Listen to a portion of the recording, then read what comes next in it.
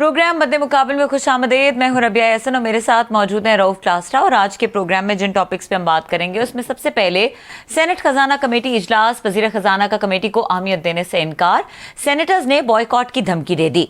वजीर आजम आजाद कश्मीर की कमेटी में दुहाइयों पर भी वजारत खजाना ने कान न धरे।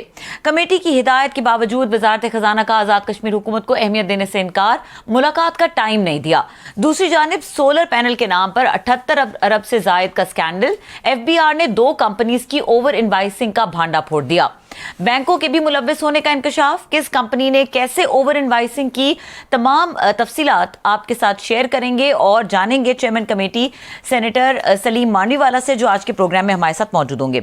इसके अलावा बात करेंगे पीआईए के बाद स्टील मिल्स तबाही के दहाने पर खसारा 200 अरब से बढ़ गया। तनख्वाहों के लिए 1 अरब 24 करोड़ मांग लिए। कौमी इदारों को मैनेजमेंट ने तबाह कर दिया। प्राइवेट सेक्टर कामयाब जबकि सरकारी इदारे खसारे में क्यों। इसके अलावा बात करेंगे परवेज इलाही का एक और स्कैंडल बेनकाब। 2022 में बतौर वजीर आला कानून तब्दील करके बेटे और बहू की शुगर मिल्स की क्रशिंग कैपेसिटी बढ़ाकर कौमी खजाने को अरबों रुपए का नुकसान। एंटी करप्शन ने मुकदमा दर्ज कर लिया। कई ब्यूरोक्रेट्स भी नामजद। कैसे 13 दिन में कानून तब्दील करके मुनिस इलाही की मिल को अरबों रुपए का फायदा पहुंचाया गया, ये तफसीलात आपके साथ शेयर करेंगे। इसके अलावा बात करेंगे अरशद शरीफ के खानदान के लिए इंसाफ नामुमकिन, इस्लामाबाद की अदालत ने सहाफी अरशद शरीफ कत्ल केस की फाइल बंद कर दी। ये तमाम टॉपिक्स हैं जो आज के प्रोग्राम में शामिल करेंगे और हमारे साथ मौजूद हैं सेनेटर सलीम मांडवीवाला साहब, चेयरमैन खजाना कमेटी सेनेट। उनको वेलकम करेंगे। अस्सलाम वालेकुम सर। वालेकुम। ओवर टू यू क्लास साहब। Sir thank you very much. आज बड़ा सर एक अहम इजलास था जिसमें आज़ाद कश्मीर के ये प्राइम मिनिस्टर चौधरी अनवारुल हक साहब जो हैं उनको भी बुलाया हुआ था आपने, और भी बड़ा इंपॉर्टेंट वहाँ पे एजेंडास थे।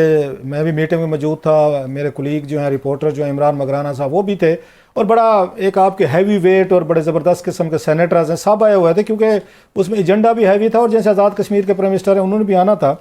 तो आज आपको ब्रीफिंग देनी थी सर, उन्होंने फाइनेंस मिनिस्टर साहबा ने, शमशाद अख्तर साहबा ने, तो वो आज नहीं है। हालांकि उन्हीं के कहने पे मीटिंग रखी गई थी कि मैं अगली दफ़ा आऊँगी तो तैयारी करके आऊँगी सर।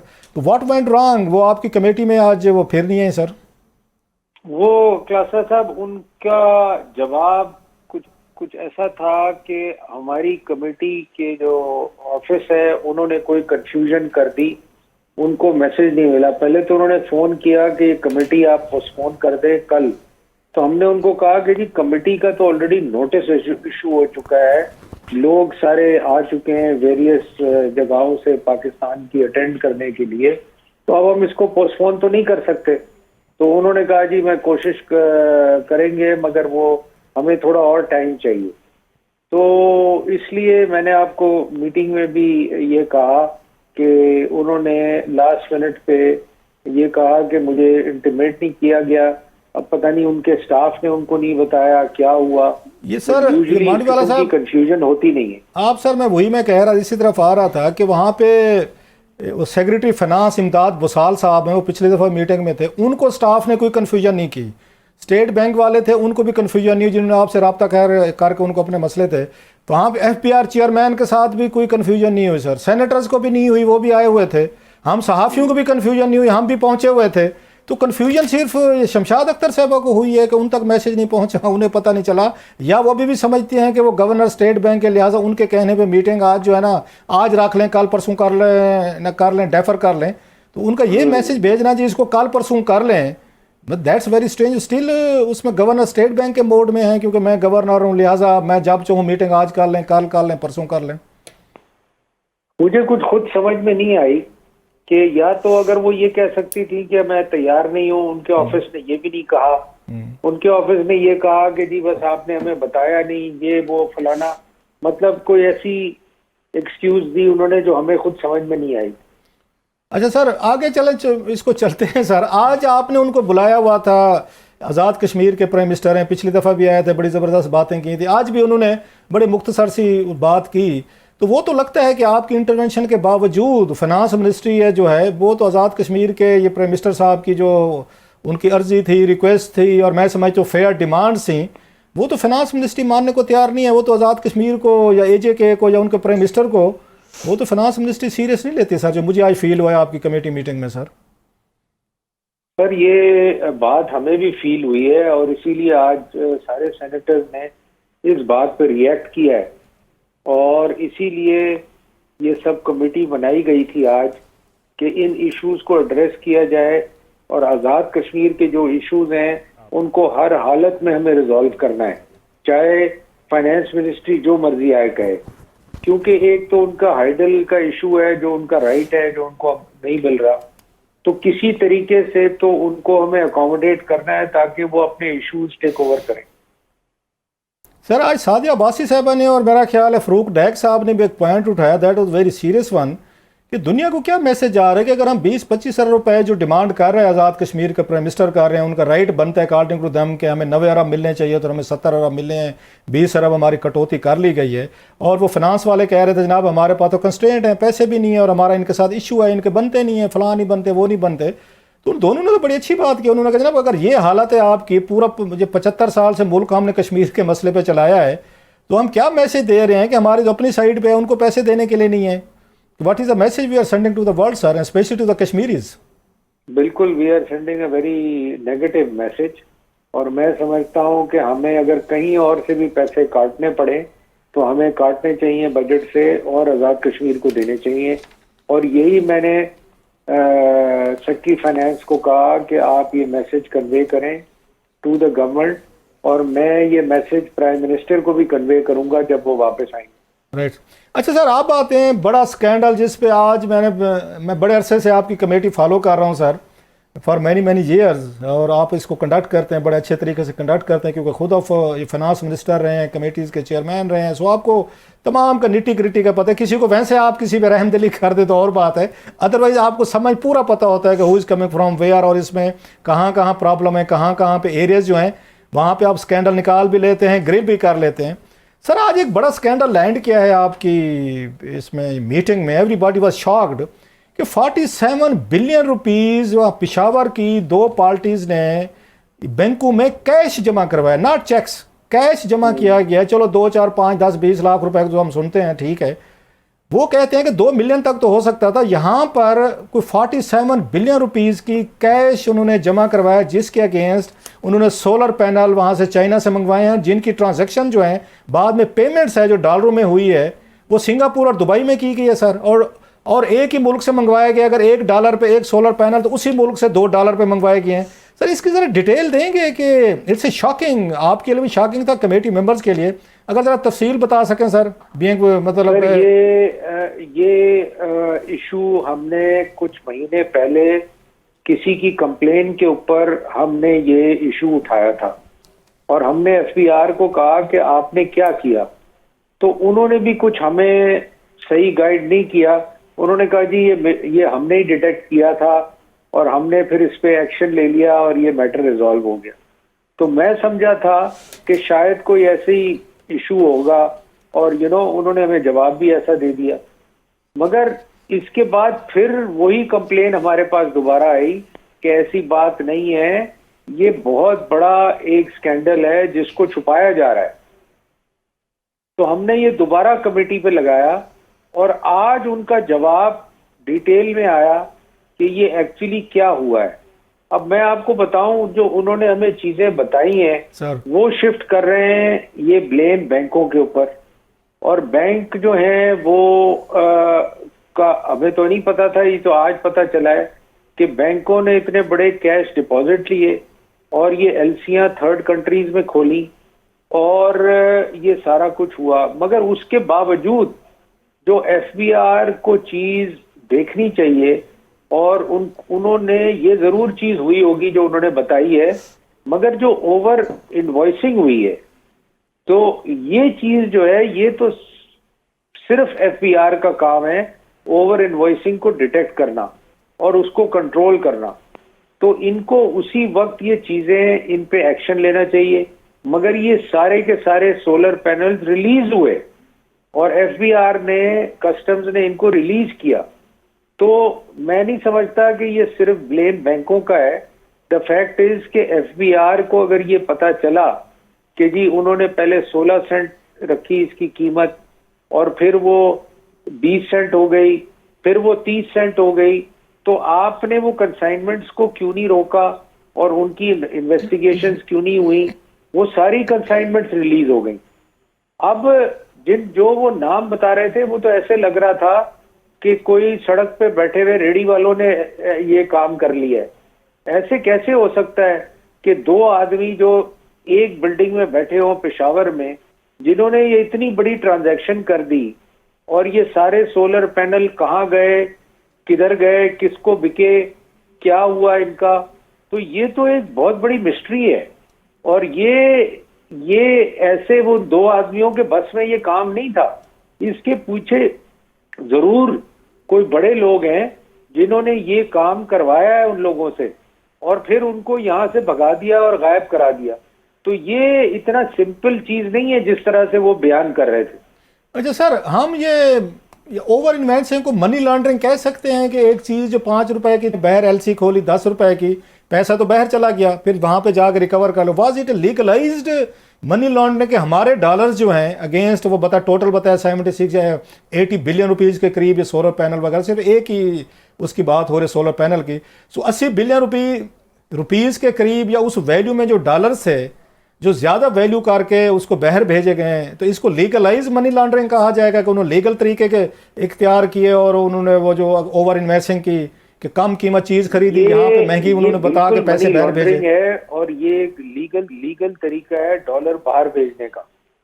ये आप बिल्कुल सही कह रहे हैं, ये एक तरीके की मनी लॉन्ड्रिंग है, और ये बड़ी सिस्टमेटिक वे में ये मनी लॉन्ड्रिंग हुई है।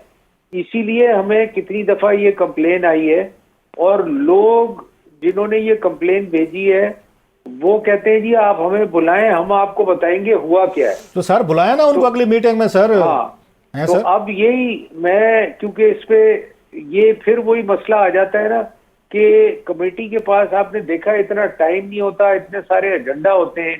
तो ये चीजें स्टडी करने के लिए, इनको देखने के लिए आपको टाइम चाहिए, और इन्वेस्टिगेट करने के लिए, क्योंकि we are not an investigating body. तो कुछ मेंबर ने मुझे प्राइवेटली ये भी कहा कि इसको आप एफआईए को या नैब को रेफर कर दें, क्योंकि ये एक क्रिमिनल इन्वेस्टिगेशन है, ये एक कोई नॉर्मल इन्वेस्टिगेशन नहीं है। और आपको पता होगा, आप पीएसी पब्लिक अकाउंट कमेटी में भी आते हैं सर, वहां भी कई केसेस नैब और एफआईए को इसी वजह से रेफर होते थे कि वो फ्रॉड हुए होते थे, वो बंगलिंग हुई भी होती थी।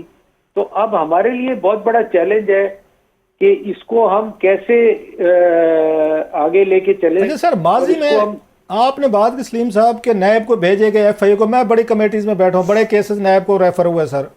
जो 480 बिलियन रुपीस जो डार साहब ने एक दिन में पेमेंट की थी आईपीपीज को बगैर प्री ऑडिट के स्टेट बैंक से डायरेक्ट कराई थी, अगर आपको याद होगा 2013 में जून 27 को एक ही दिन में कराई थी, वो भी नैब के पास केस किया था सर। मैं आपको कई ऐसे केसेस बता सकता हूँ एफआईए के पास।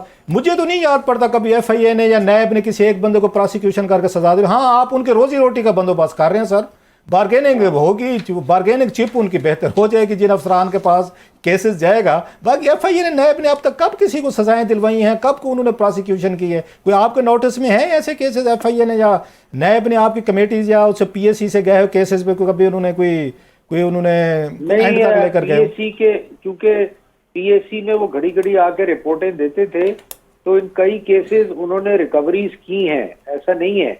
मगर प्रोसिक्यूट करना वो मैंने नहीं सुना कि उन्होंने किसी को पकड़ा हो और उन्होंने किसी को जेल में डाला हो। उन्होंने रिकवरीज की हैं जरूर लोगों से, मगर काफी हद तक केसेस का रिजल्ट हमें नहीं वापस मिले। अच्छा, आपने सर अभी बात की है कि एफबीआर को चेक रखना चाहिए था, फेयर इनफ, वहां तक ठीक बात है। कस्टम की जब वो आ रहे थे, जब वो क्लियरेंस कर रहे थे, उस वक्त उनको डॉक्यूमेंटेशन देखनी चाहिए थी कि कितने के थे, किस रेट पे थे, 16 सेंट था, 20 था, 22 था, 30 था, और इन्होंने $1 तक उसकी प्राइसेस करके मनी लॉन्ड्रिंग की, उनको रोक रहा, फेयर इनफ। लेकिन जिन बैंकों में, वो तो बाद में आएगा ना एफबीआर वाले, जिन बैंकों में वहाँ 47 बिलियन रुपीस कैश जमा हुआ और बाकायदा इनका अलर्ट जाता होता है स्टेट बैंक ऑफ पाकिस्तान को कैश में। अपने आपको ज़ाती मिसाल दूं, मैंने अपने भाई को कोई 2-4 लाख रुपया भेजना था, मैंने उनके पैसे देने थे 3-4 साल पहले। मैंने अपने ड्राइवर साहब को कहा कि ये ज़रा चले जाएं बैंक में ऑनलाइन ट्रांसफ़र करा दें, सर बैंक ने रिफ्यूज़ कर दिया। उन्होंने कहा जनाब वहाँ फलां चीज़ चलें बकायदा उन्होंने फॉर्म भेजा, फिर सोर्स ऑफ इनकम बताएं, फिर हम जमा करेंगे। मतलब मेरा 2-4 लाख रुपया उन्होंने जमा नहीं किया जब तक मैंने पूरी उनकी तसल्ली नहीं कराई। तो यह 47 बिलियन रुपीज़ बैंक ने कर लिया, स्टेट बैंक चुप रहा, बैंक्स चुप रहे। तो इसमें अगेन FBR तो बाद में आता है सर। बस 47 अरब रुपया कैश जमा हुआ है बैंकों में, उसके अगेंस्ट उन्होंने LC खोल के सिंगापुर और दुबई में डॉलर भेज दिए सर। ये कैसे, मतलब how come, it's mind boggling. देखें बिल्कुल आप सही कह रहे हैं। वो तो FBR ने लास्ट मीटिंग में 2-3 महीने यही कहा था कि इस केस को डिटेक्ट ही हमने किया था सर, मगर उसके बाद जाहिर सी बात है उन्होंने क्या एक्शन लिया। उन्होंने कहा जी हमने FIR काट दी इन दोनों आदमियों के लिए, हमने ये किया, हमने वो किया। अब जाहिर सी बात है अब ये मैटर रिक्वायर्स सीरियस इन्वेस्टिगेशन, और अगर हम खुद ये इन्वेस्टिगेट करें तो ऑब्वियसली इतना सिंपल नहीं है कमेटी के लिए इन्वेस्टिगेट करना। तो इसके लिए भी लगता है मुझे कोई सब कमेटी बनानी पड़ेगी जो कि इसको इन्वेस्टिगेट करेगी और हमें रिपोर्ट देगी कि एक्चुअली हुआ क्या है, बैंकों ने क्या किया है। इसमें इंटरेस्टिंग चीज जो मैंने आज सुनी वहां पे, और जो सेनेटर साहब थे, अगर मैं गलत नहीं कह रहा, मोहसिन अजीज साहब शायद कह रहे थे या ज़ीशान खान साहब थे, उन्होंने कहा जनाब ये उस वक्त ये LC खोली गई हैं, ये मतलब बिलियंस ऑफ रुपीस की, जब कोरोना के दिन चल रहे थे उसके बाद, और यहाँ पे आप ये मेडिसिन नहीं मंगवा सकते थे, उनके LC नहीं खोल रही थी, लाइफ सेविंग ड्रग्स थी वो नहीं मंगवा सकते थे, और आपको मतलब तेल नहीं मंगवा सकते थे, घी नहीं मंगवा सकते, खाने पीने की चीजें नहीं आ सकती थी क्योंकि पैसे नहीं है, आपने बैन किया हुआ था इंपोर्ट पे। उस दौरान में ये काम हो रहे थे कि कैश पे वो बैंकों में जमा करवा के स्टेट बैंक उनको अलाउ कर रहा था कि इस कैश के अगेंस्ट इनको डॉलर दें और ये बाहर भेजें सर। मतलब ये आप समझते नहीं कि पूरा का पूरा कोई गैंग है, कोई एक नहीं है, कोई 10-20 लोग हैं कि बैंकों को भी मैनेज किया, स्टेट बैंक को भी मैनेज किया, आप बता रहे हैं FBR भी मैनेज हो गई, डॉलर भी दे दिए उन्होंने, ओवर इन्वेस्टिंग भी हो गई, मनी लॉन्ड्रिंग भी हो गई, और अगेन उसमें किसी को पता ही नहीं चला, कोई अलाल्टी जारी नहीं हुआ 47 बिलियन रुपीज कैश का सर। बिल्कुल। और आपने सुना होगा मेंबर कस्टम ने एक और बात की कि जी ये काम 2017 से, तो उस पे उन्होंने कहा कि जी हमें आप एजिंग करके बताएं कि 2006 साल में कितने पैसे कब गए, तो अब ये मैं आपको यही बता रहा हूं ना कि ये बड़ी टेक्निकल इन्वेस्टिगेशन होती है। ये इस तरीके से आम आदमी को समझ नहीं आता कि ये क्या हुआ और कैसे हुआ। अब इसमें ऑब्वियसली स्टेट बैंक भी इन्वॉल्व होगा, वो बैंक भी इन्वॉल्व होंगे, क्योंकि ये रिकॉर्ड सारा FBR के पास है, और FBR अब हमें रिकॉर्ड देगा और हम फिर इस पे आगे चलेंगे। मगर डेफिनेटली एक चीज तो कंफर्म है कि ये बहुत बड़ा स्कैम है, और इसको हमें इसकी इन्वेस्टिगेशन करके लोगों को बताना पड़ेगा कि ये क्या हुआ है। सर अगला स्कैम ये तो नहीं निकलेगा कि FBR में आप बता रहे हैं कि रिकॉर्ड पड़ा हुआ है, डॉक्यूमेंट्स पड़े हुए हैं, चीजें पड़ी हुई हैं, रिकॉर्ड रूम को आग ना लग जाए। इस मुल्क में यही रहा है हमेशा से कि जहां पे कुछ स्कैंडल निकलता है वहां पे आग लग जाती है कुछ दिनों बाद सर। तो उसकी कुछ डिजिटल कॉपीज तो बनवा लें सर, चेयरमैन FBR को एक छोटा सा टेक्स्ट करके शो के बाद कि भाईजान वो जो कॉपीज रिकॉर्ड पड़े उनको डिजिटाइज कर लें, उनको स्कैन कर लें, महफूज कर लें। कल परसों ये आवाज़ ना आए कि जनाब वो रिकॉर्ड ही सारा जल गया सर। माजी में कई रिकॉर्ड जले हैं सर। वो तो देखें रिकॉर्ड कहाँ कहाँ जलेगा, वो बैंकों में रिकॉर्ड है, वो स्टेट बैंक में रिकॉर्ड है, वो कई जगह रिकॉर्ड है। तो ये तो डेफिनेटली मैं आपने जो बात कही है वो बिल्कुल सही की है। यहाँ तो हर चीज गायब हो जाती है, एविडेंस ही नहीं मिलता और पता ही नहीं चलता। अच्छा सर मुझे याद है डेफिनेटली मुझे याद है कि जो है जी सर ये नवाज शरीफ साहब पे, ये सॉरी इन पे शहबाज शरीफ साहब पे, हमजा शहबाज पे, सलमान शहबाज पे, इन पे जो मनी लॉन्ड्रिंग के थे वो अलर्ट जो हैं वो सबसे पहले स्टेट बैंक ने जारी किए थे कि ये ट्रांजैक्शंस हो रही हैं इनके अकाउंट्स में, और इनके नौकरों पे, मुलाजमों पे, इन तमाम लोगों के अकाउंट्स में पैसा आ रहा है, कैश आ रहा है, चीज़ें आ रही हैं, चेक करें। वहाँ से उन पे 16 रुपए के सर ये केसेस बने थे बाद में। ये तो मिलता जुलता केस था, इस पे कैसे मुमकिन हो सकता है कि 47 बिलियन रुपीज़ की कैश उसमें जमा करवाया जा रहा है और उसके अगेंस्ट डॉलर हो रहे हैं और स्टेट बैंक से कोई अलर्ट जारी नहीं हो रहा। बैंक आराम से चुपके से उन्होंने गिन भी लिए, डिपॉजिट भी करा लिए, सब कुछ हो गया। तो स्टेट बैंक तो इसमें मेन वो लग रहा है सर, दे आर ये पार्ट ऑफ द गैंग। जी बिल्कुल, if they are not part of the bank, they have looked the other way in this whole transaction। और ये ट्रांजैक्शन FMU यूनिट जो है स्टेट बैंक में, वो मिनिस्ट्री ऑफ फाइनेंस का unit है, और वो मिनिस्ट्री ऑफ फाइनेंस मॉनिटर करती है और वो बैंकों को रिपोर्ट करते हैं, स्टेट बैंक को भी रिपोर्ट करते हैं। तो ये मैं भी परेशान हूँ कि इतनी ह्यूज और इतनी बड़ी ट्रांजैक्शंस हो गई और किसी ने अलर्ट जारी नहीं किया, किसी ने डिटेक्ट नहीं किया, किसी ने इसको क्वेश्चन नहीं किया। मैं खुद बड़ा परेशान हूँ इसके अंदर। सर इस पर एक मिलता जुलता मुझे स्कैंडल याद आ रहा है, वो भी आपकी कमेटी में सर वो फटा था सर, और आपने वो इन्फॉर्मेशन आपने बताई थी कि उसी से मिलता जुलता केस तो नहीं है जब यहाँ पे इसाक डार साहब ने, आपको याद होगा, 500 मिलियन यूरो बांड थे फ्लोट किए थे और उनका 8.25% द हाईएस्ट एवर उन्होंने प्रॉफिट दिया था, और उस पर आपने इंकशाफ किया था कमेटी की मीटिंग में, अगर मैं गलत नहीं कह रहा, मेरी मेमोरी साथ दे रही है। आपने कहा था 70-80 मिलियन डॉलर जो है पाकिस्तान से बड़े बड़े लोगों ने वो बैर भेज के वो महंगे बॉन्ड खरीदे थे, प्रॉफिट इतना ज़्यादा था। ये उसी तरह का तो नहीं है फिर कोई हमारे पॉलिटिशियन, कोई बड़े बड़े लोगों ने ये वारदात तो नहीं कर ली कि इस पैमाने पे फाइनेंस भी मैनेज हो गई, यहाँ पे एफबीआर भी मैनेज हो गया, स्टेट बैंक भी मैनेज हो गया, 1 डजन बैंक भी मैनेज हो गए, कैश भी मैनेज हो गया, डॉलर भी मैनेज हो गए। ये लगता है आपको उससे मिलता जुलता कोई काम हुआ है, कोई बहुत बड़ी वारदात डाली गई है सर, बड़े लोगों ने डाली है कोई? सर देखें, वो तो गवर्नमेंट ने पैसे दिए थे ना, वो एक डिफरेंट चीज थी, वो गवर्नमेंट ने बॉन्ड फ्लोट किए थे सर। ये तो प्राइवेट लोगों ने एलसीआं खोली हैं और ये प्राइवेट अकाउंट्स में ट्रांजैक्शन हुई है, ये प्राइवेट फ्रंट मैन तो नहीं थे ट्रांजैक्शन सर, हुई है। ये सर सलीम भाई कोई ये फ्रंट मैन तो नहीं थे पाकिस्तान में? फ्रंट मैन का बड़ा आपको पता है कि आगे बंदे कर दें उनके नाम पे। देखें ये लग तो यही रहा है कि ये दोनों फ्रंट मैन थे, क्योंकि इनकी कोई हैसियत नहीं थी कि वो इतनी बड़ी ट्रांजैक्शन करें। Very true. और उनके पास ये पैसे कहां से आए और उन्होंने ये पैसों से कैसे एलसीआं खोली, ये तो इसमें तो कोई शक ही नहीं है कि इन दोनों के बस का ये काम नहीं था। इनको तो इंस्टॉल किया गया और इनको कहा गया कि आप ये करें और उसके बाद आप गायब हो जाएं। तो ये इसमें तो कोई डाउट नहीं है, ये तो आज प्रूव हो गया कि ये लोग जो थे, ये इनकी हैसियत क्या थी। 47 बिलियन तो दूर की बात है, 1 बिलियन की 500 मिलियन की एलसी खोलने की भी हैसियत नहीं थी।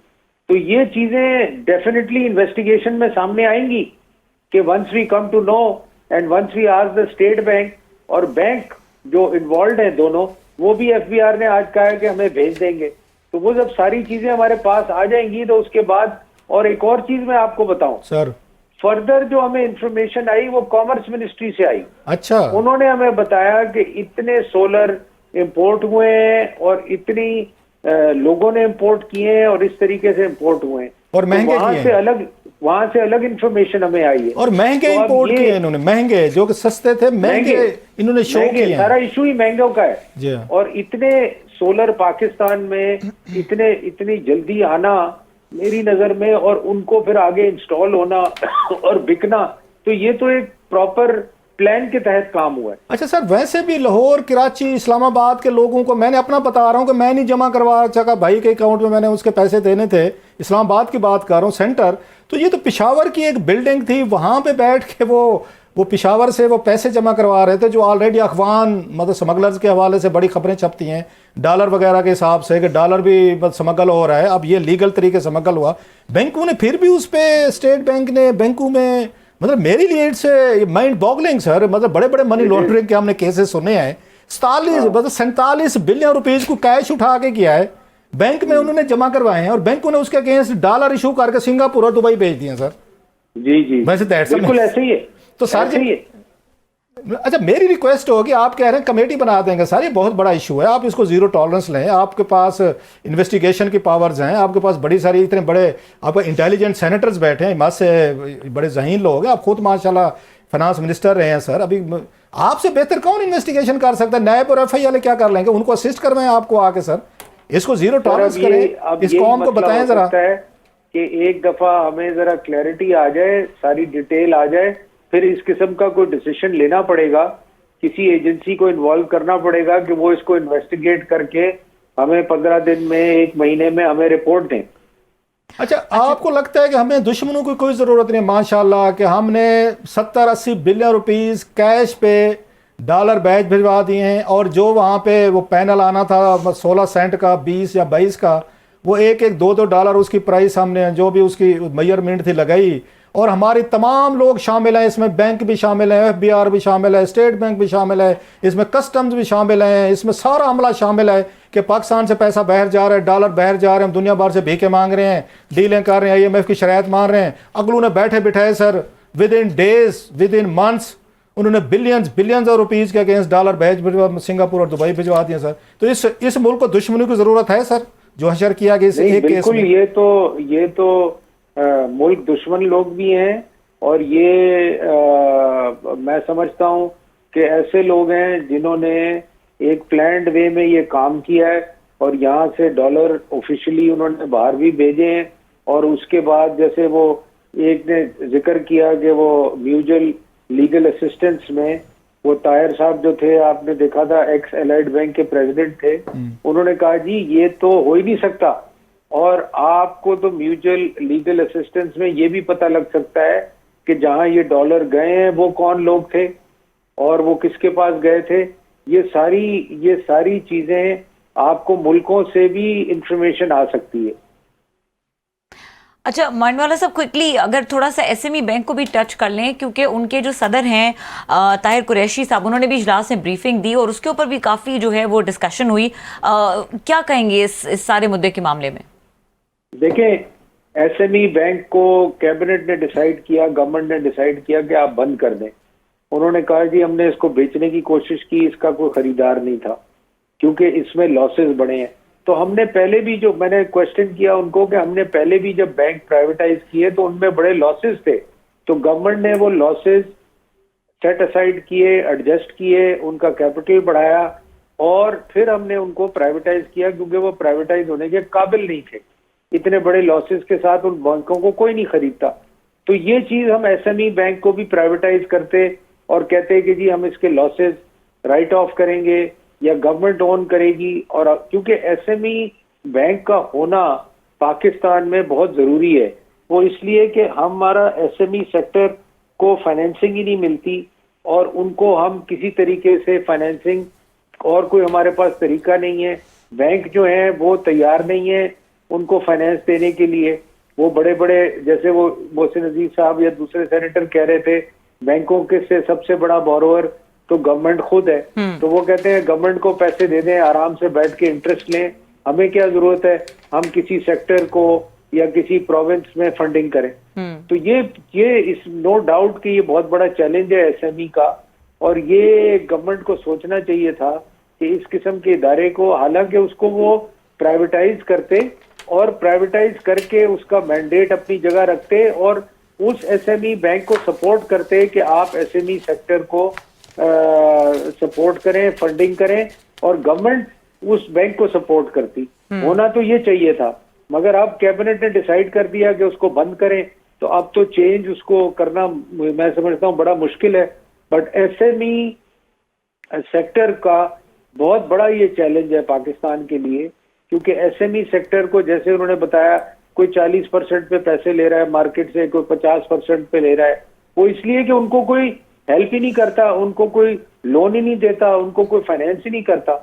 तो ये हमारे लिए बहुत बड़ा चैलेंज बन गया। बहुत मोस्ट शुक्रिया इम्पोर्टेंटली सर, इकोनॉमी के लिए बड़ा चैलेंज बनेगा। जी सलीम मांडवाला साहब, भैया आपने हमें वक्त दिया, और यहाँ पे ब्रेक का टाइम हो रहा है। ब्रेक के बाद बात करेंगे पीआईए के बाद स्टील मिल के मामले में, जो कि एक बहुत बड़ा मामला है। खसारा 200 अरब से बढ़ गया है, तनख्वाहों के लिए 1 अरब 24 करोड़ मांग लिए गए हैं। इसकी सारी डिटेल्स हम जानने की कोशिश करेंगे। हमारे साथ मौजूद होंगे guest, general retired Abdul Qayyum, साबिक चेयरमैन स्टील मिल हैं, उनसे डिस्कशन करेंगे। हमारे साथ रहिए। Welcome back. और हमारे साथ मौजूद हैं senator general retired Abdul Qayyum साहब, उनको वेलकम करेंगे। अस्सलाम वालेकुम सर। जी वालेकुम अस्सलाम। सर आप इस वक्त लंदन में मौजूद हैं। सबसे पहले तो ये बताइए क्या खबरें हैं लंदन से? नवाज शरीफ साहब कब वापस आ रहे हैं? कुछ इसके बारे में कंफर्मेशन हैं आपके पास? और कोई मुलाकात हुई है आपकी वहाँ से नवाज शरीफ साहब से? सर आप उनकी पार्टी के सेनेटर हैं सर, और बड़े उनके करीबी समझे जाते हैं सर। क्या खबर है सर, वहाँ से आ रहे हैं वापस 21 को? जी रऊफ भाई, मैं इधर आया हो तो हूँ, मैं बेटी है उसको मिलने आया हूँ। लेकिन ये है कि मियाँ साहब से मुलाकात नेक्स्ट वीक होगी इंशाल्लाह, क्योंकि अभी वो भी बिजी थे। अभी ये जो डेट उन्होंने अनाउंस की है तो 21 अक्टूबर तो कंफर्म डेट उन्होंने अनाउंस की है इंशाल्लाह, and he has to come, और वहाँ आके वो अपनी ये भी करेंगे, फेस करेंगे अगर उनके खिलाफ ऐसा कोई केस है। नंबर 2 ये है कि पार्टी को क़यादत की ज़रूरत है ऑफ कोर्स, तो आई एम श्योर कि इंशाल्लाह it will work well. He has to be in the country, और I think this is a very good decision he has taken, और वो उसकी तैयारी अभी कर रहे होंगे। अच्छा, ये भी बताइएगा कि मरियम का भी प्लान है कि वो लंदन चली जाएं, तो आप किस तरह से देख रहे हैं सिचुएशन को डेवलप होता हुआ कि मरियम नवाज शरीफ के साथ वापस आएंगी, और अगर यहाँ पर मरियम नहीं होती तो जिस तरह से मोबिलाइज करने की बातें हो रही हैं और इस्तकबाल की बातें हो रही हैं, तो वो सीन कैसे मुमकिन हो सकेगा? कुछ इसके बारे में कोई स्ट्रैटेजी है, कोई लाया अमल है जो हमारे साथ शेयर कर सकते हैं आप? या देखें, मुझे कोई एग्जैक्ट तो नहीं पता, लेकिन मुझे ये उनके बयानात से लगा कि वो सिर्फ लिमिटेड टाइम के लिए आ रही हैं। उनकी अपनी कमिटमेंट है, उनकी अपनी बेटी के लिहाज से कुछ उन्होंने करना है, और then she will go back इंस्ट्रक्शनें लेके। तो obviously she has to be in Pakistan, चूंकि बाद में अगर मियां साहब ने आना है तो वहाँ लोगों को मोबिलाइज करना, पार्टियों का, वो अभी भी बहुत कुछ कर रही हैं। तो मेरे ख्याल में वो इतना डिले नहीं करेंगी कि जब मियां साहब जाएँ तो वो साथ जाएँ। अच्छा सर, आप क्योंकि लंदन में हैं और आपने जैसे कहा कि अपनी अपनी फैमिली और बेटी के पास गए हुए हैं, which is understandable. I am sorry कि हम आपको लंदन भी हम आपका पीछा नहीं छोड़ा हमने। आप तो मतलब गए होंगे अपनी फैमिली के पास, बच्चों के पास। बहरहाल वो आपकी भी अपनी मजबूरियाँ, लेकिन हमें भी सम टाइम एक उसमें चाहिए होता है लाइव वहाँ से। सर अभी कल आपने सुना होगा, थोड़ा सा मुश्किल सा सवाल है, मुझे पता है कि keeping your background, military background in view, मियाँ साहब ने कल अपना एक नैरेटिव दिया है सर, बड़ा पावरफुल, वेरी स्ट्रांग नैरेटिव। उन्होंने कहा जनाब के जो गैंग ऑफ 5 है या 5 लोग हैं जिन्होंने मेरी हुकूमत गिराई, जिसमें उन्होंने साबिक आर्मी चीफ, साबिक डीजीए सही 3 चीफ जस्टिस हैं, उनको उन्होंने अपना एक तरह का मुलजिम करार दिया कि इनको सजाएं दिलवानी है या करनी है। आप क्योंकि नवाज लीग के सेनेटर हैं, उनकी पार्टी में शामिल हैं, आपका अपने मिलिट्री बैकग्राउंड है, तो do you endorse his narrative and बयानिया जो मियाँ साहब ने दिया है कि वापस आके वो 2 साबिक जर्नल्स और 3 साबिक चीफ जस्टिस जो हैं उनके खिलाफ कंपेन लॉन्च करने का उनका मंसूबा है या प्लान है सर? देखिए, मैंने मियाँ साहब की स्टेटमेंट को सुना है। मेरे ख्याल में उन्होंने ये तो नहीं कहा कि वो आके उनसे ये करेंगे या वो करेंगे। ही हैज़ अर्लियर भी, आपको याद होगा क्लासरा साहब के जब उन्होंने एक वीडियो लिंक पे बात कर रहे थे तो हम लोग उधर थे जब उन्होंने कहा था कि इन सब को जवाब देना होगा। उस वक्त उन्होंने चीफ ऑफ आर्मी स्टाफ को DGI का नाम लिया था, और हम जो लोग उधर बैठे हुए थे मेरे समेत, मेरे खिलाफ भी एक FIR गद्दारी की बनाई गई थी। अच्छा, आप भी FIR कटी थी जी? हाँ, कट गई थी कि जी गुजरांवाला किसी थाने में कि आप उधर बैठ के ये सुन क्यों रहे थे। तो मैंने कहा जी उन्होंने ये कहा है कि लोगों को जवाबदेह होना पड़ेगा कि ये क्या हुआ है। तो मेरे ख्याल में अभी भी वो जो कुछ कह रहे हैं ना, कतई नजर इसके कि अभी क्या हालात हुए और किन हालात में वो बाहर गए, मैं तो ये समझता हूँ कि ये जो पूरे पाकिस्तान की तारीख है जिसमें लोगों ने बड़े बड़े ब्लंडर किए और पाकिस्तान बहुत पीछे गया है, इन सारी चीजों को अगर आप पसे पुश डालते रहेंगे और मट्टी डालते रहेंगे तो मेरे ख्याल में फिर आप मुल्क आगे नहीं जाएगा, और कोई डिटरेंस भी किसी के लिए ऐसा नहीं होगा कि आइंदा ऐसी चीज ना हो जब हम आइन के मुताबिक कहते हैं कि ट्राइकॉटमी ऑफ पावर है। अभी आप देखिए ना, the way he was remove for example, आप उसकी एग्जांपल ले लें। आप देखिए वो अकामा का चक्कर आया, फिर ये करो, फिर पार्टी से हटा दो, पार्टी की लीडरशिप पे हटा दो, ये करो। तो मेरे ख्याल में इनकी अकाउंटेबिलिटी तो किसी स्टेज के ऊपर, ये बहुत कुछ जो कुछ हुआ माजी के अंदर, अब देखिए राइट फ्रॉम जस्टिस मुनीर ने क्या किया, फिर परवेज मुशर्रफ साहब के टाइम भुट्टो साहब के साथ क्या हुआ, फिर परवेज मुशर्रफ साहब के टाइम में जस्टिस इरशाद साहब ने कहा कि 3 साल हुकूमत भी करें और आइन भी बदल लें। फिर अभी पीछे बंदयाल साहब ने वो जो नो कॉन्फिडेंस के वोटर थे, वो मतलब है उनको कहा कि चलो इनको पार्टी पनिशमेंट तो दे लेकिन इनका वोट भी काउंट नहीं होगा। मतलब है कि इन चीजों को कोई तो एंड हो। अगर आप इन चीजों को पसे पुश डाल देंगे और कहेंगे नहीं आगे फिर सब कुछ ठीक होगा, तो आगे ठीक नहीं होगा। तो मैं इन जनरल इन प्रिंसिपल बात कर रहा हूं कि हम में से कोई भी अबव ला नहीं होना चाहिए। अच्छा सर, आपने बड़ी अच्छी बातें की, बड़ी अच्छी। हालांकि मुझे पता है कि बड़ा मुश्किल होता है ये सारी दोनों साइड्स को आपका अपना, जैसे मैंने कहा 37 ईयर्स मोर देन आर्मी में भी आप रहे हैं, बड़ी टॉप पोजीशंस पे रहे हैं, लेफ्टिनेंट जनरल के ओहदे तक गए हैं और बड़े मतलब वेरी इंपॉर्टेंट पोजीशन जो होल्ड। दूसरी तरफ पॉलिटिकल पार्टी है, उनका हेड आपस में चल रहा है। लेकिन ये भी तो लोग सर सवाल करते हैं जब वो जनरल बाजवा साहब के खिलाफ तकरीर करते हैं, which he may be justified, fair enough, we endorse his views के उनको हटाया गया, उनको जेलों में डाला गया। ये बात है 2017 की। उस वक्त नवाज शरीफ साहब के खिलाफ पनामा आया था और उनको वो अगेन वो समझते हैं अदालतों से, साकिब निसार साहब ने और बाकी जजेस से, खोसा साहब एंड कंपनी, गुलजार साहब, सारे लोग। उस वक्त बाजवा साहब ने इनको हटवाया था, जिसको जिम्मेदार समझते हैं कि मुझे जेल तक लेकर गए, मेरी बेटी को लेकर गए। लेकिन फिर उसी जनरल बाजवा साहब के खिलाफ के हक में 2019 में उनको फिर आर्मी चीफ बनवा दिया। जो नवाज शरीफ साहब को शिकायतें हैं वो तो 2017 से हैं, जब उनको हटवाया गया था, डिस्क्वालीफाई हुआ, जेल में भेजा गया। 2019 में फिर कैसे उन्होंने उनको आर्मी चीफ के लिए 3 साल वोट दे दिए? अब फिर कहते नहीं जनाब बाजवा साहब से हम जवाब तलब भी करेंगे। तो लगता नहीं है there is a huge contradiction के पहले डील भी कर ली 2019 में, फिर 2017 वाला गुस्सा भी, आप फिर कहते हैं नहीं कि बाजवा साहब जिम्मेदार हैं। तो फिर वोट क्यों डाला था बाजवा साहब को 3 साल के लिए सर?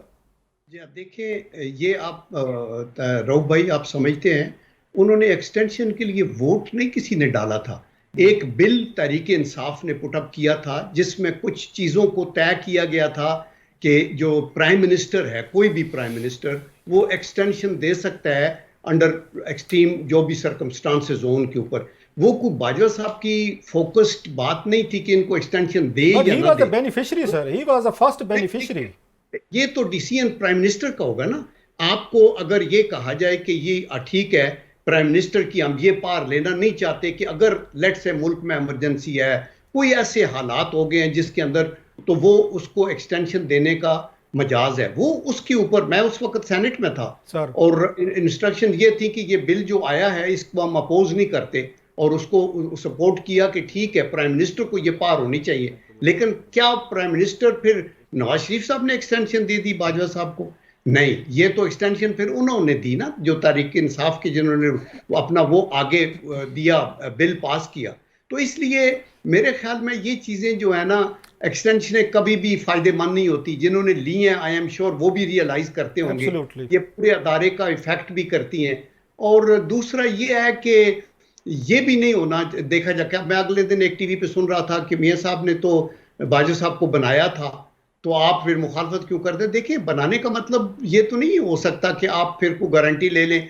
हम में से कोई, हर बंदा अपने मेरिट पे, अपने उस पे बन तो जाता है, बट देन आप you are responsible for your conduct, और उसको आप डिफेंड भी कर सकते हैं। अच्छा सर, एक और बताइएगा, आपका क्योंकि इतना बड़ा एक मैसिव एक मिलिट्री बैकग्राउंड है, जैसे मैंने कहा, आपसे कभी मियां नवाज शरीफ साहब ने मशवरा कंसल्टेशन की जब उनके साथ मिलिट्री रिलेटेड इश्यूज होते हैं, कन्फ्लिक्ट्स होती हैं? कि बिकॉज आप आर्मी का हिस्सा रहे हैं, माइंड सेट समझते हैं, अप्रोच समझते हैं, फिर आप पॉलिटिक्स में हैं, सेनेटर रहे, पॉलिटिशियंस को भी समझते हैं, कभी आपके साथ बैठ के, मेरा सलाउद्दीन तिरमिजी साहब भी थे, वो भी लेफ्टिनेंट जनरल थे, वो भी उनकी पार्टी में सेनेटर थे, आप 2-4 लोगों से कभी एक्सक्लूसिवली बैठ के बात की मियां साहब ने कि कभी कि फौज के साथ कैसे डील करना है, कैसे हैंडल करना है, हमें टिप्स दें, हमें समझाएं या हमें गाइड करें? Ever any consultation meeting sir, इतने बड़े क्राइसिस रहे हैं?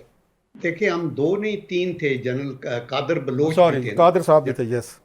तो ओकेजनली चूंकि जनरल कादर बलोच उनकी कैबिनेट में रहे, फेडरल मिनिस्टर थे, और इसी तरह जनरल त्रिमजी बाद में मेरे ख्याल शायद खाकान अब्बासी साहब की उसमें रहे सर, तो इनके साथ आई एम श्योर कि उनका इंटरेक्शन होता रहा होगा।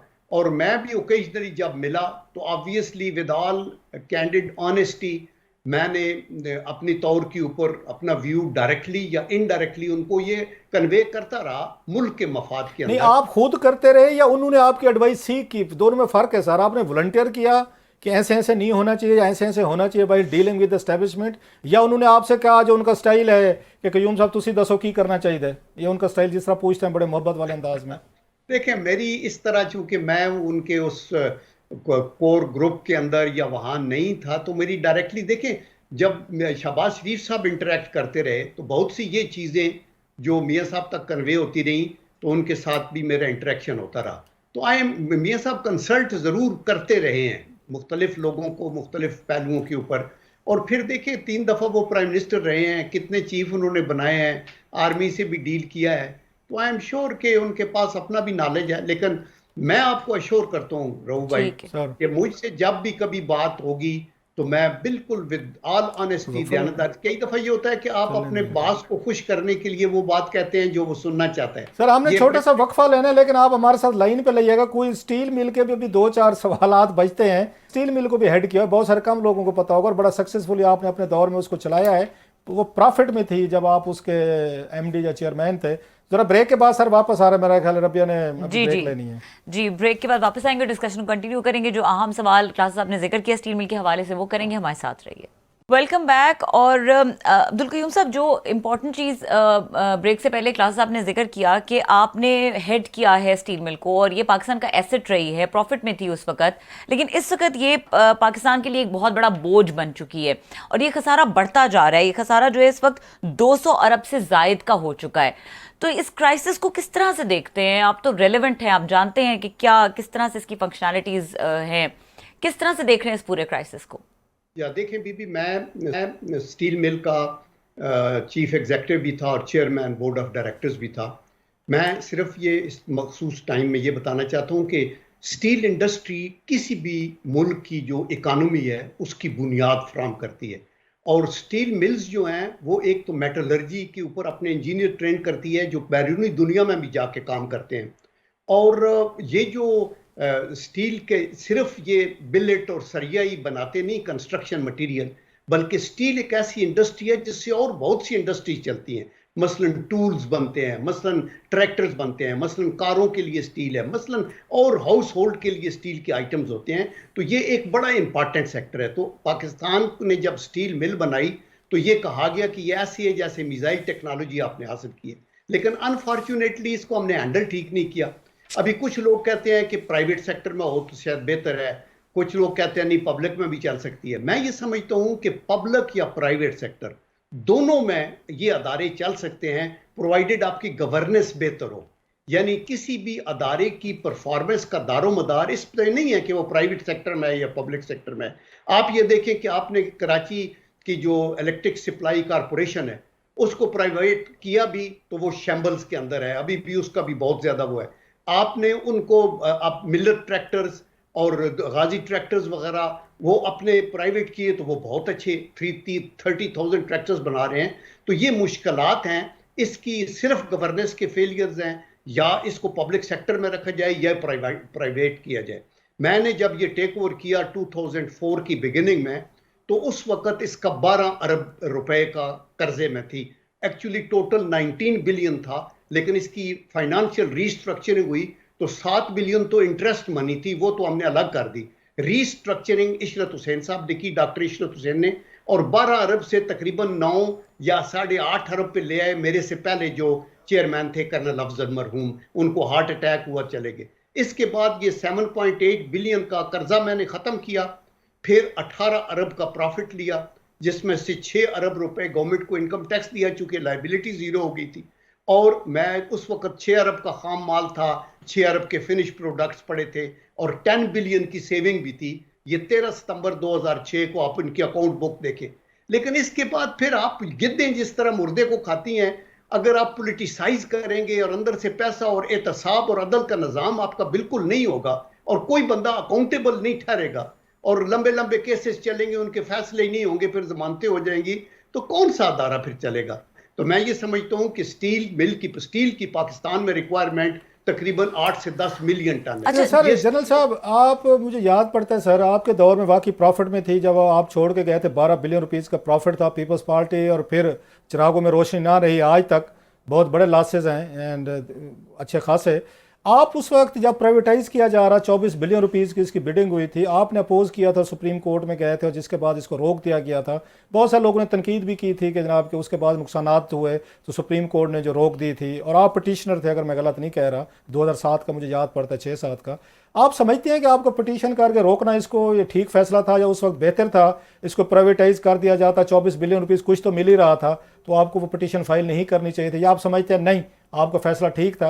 आप तो खुद कह रहे हैं बाद में उनके गिद्धों के हाथ लाग के नोच नूच के खा पी गए। आज आप क्या फील करते हैं कि आपका फैसला ठीक था सर उस वक्त का, इसको रुकवाना, इसकी प्राइवेटाइजेशन? ये बड़ी गलतफहमी है। मैं बिल्कुल पटिशनर नहीं था, ना मैं कोर्ट में इस लिहाज अच्छा, ये हम यही समझते रहे हैं सर अक्सर। नहीं, मैं आपको ये बताऊं ना, ये तो तारीख का हिस्सा है ना। ये वहां की वो जो यूनियन थी, एक वो गई, कोई एक और पार्टी उसके अंदर गई और मुझे भी बुलाया गया और ये बताया गया कि आप अपनी समरी, मुझसे तो सिर्फ ये पूछा गया कि इसकी परफॉर्मेंस क्या है और वो मैंने बताई। मैंने फिर प्रेसिडेंट को लेटर लिखा आईज ओनली करके, जनरल परवेज मुशर्रफ को, और उसमें मैंने पूरी इसकी परफॉर्मेंस दी और साथ ये कहा कि सर प्राइवेटाइजेशन तो एक अच्छा फैसला है, बुरा फैसला नहीं है, चूंकि मैंने उसमें लिखा था कि looters and plunderers can again come and इसको डिस्ट्रॉय करते हैं। लेकिन जो मुझे फाइनेंशियल विजिट्स ने एडवाइस किया था, जो मैंने इनको कन्वे किया, इस खत के बाद तो जनरल मुशर्रफ आपसे नाराज हो गए थे सर, मेरा अगर मेरी मेमोरी ठीक मुझे याद है तो वो तो नाराज हुए थे आपसे। इसी लेटर पे नाराज हो गए थे कि आपने लेटर क्यों लिखा। मैंने लिखा था कि इसके शेयर फ्लोट करें, इसको रजिस्टर करें और फिर शेयर प्राइवेट सेक्टर में इसको निकाल दें, तो ये बेस्ट तरीका है। और ये मुझे अकील करीम डैडी के एक फाइनेंशियल एक बड़े एक्सपर्ट्स थे चंद टीम, उन्होंने बताया और वो मैंने प्राइवेटाइजेशन को भेजा।